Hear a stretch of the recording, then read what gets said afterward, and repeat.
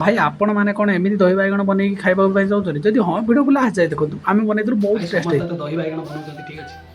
मुझे गोटे भाई नुआ स्टाइल आप दही बैगण बन शिखे ठीक अच्छे बहुत कम टाइम दही बैगण हो देखिए पूरा देसी बैगण नहीं आसी देखिए पूरा देसी बैगण में क्रॉस चिन्ह मारिने कहीं मसला भीतर ठीक से दिव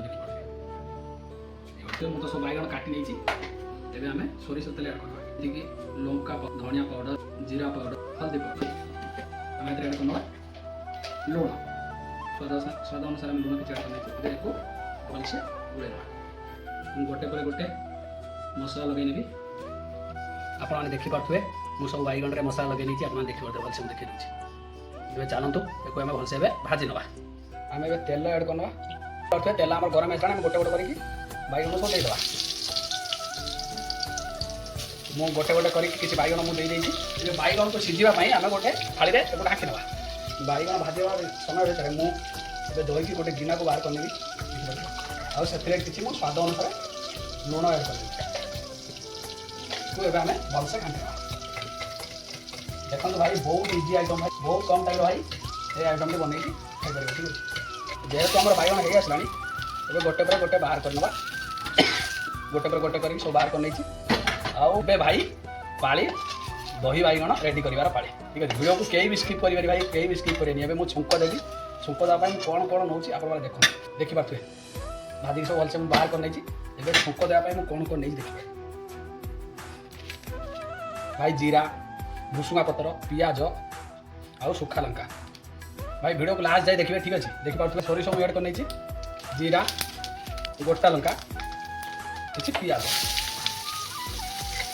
काटी पियाज ऐड कर भलसे भाजी ना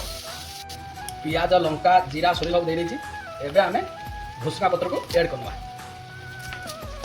भिडियो बहुत इंटरेस्टिंग हमार अच्छी भिडियो को कहीं भी स्किप करेंगे ठीक अच्छे छुपा आम रेडी हवा पूर्व आम गोड़े रखी दही को बैगण में सब ऐड करना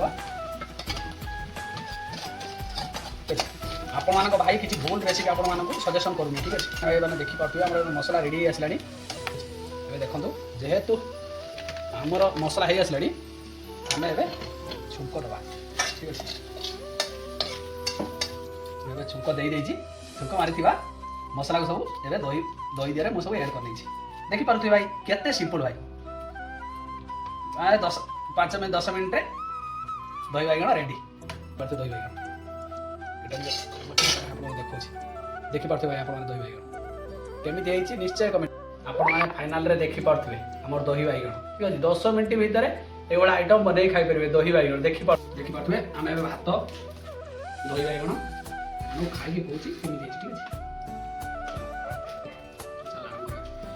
दही भात को दही बैगण ठीक अच्छे खाई बहुत टेस्ट भाई दही भात को दही बैगण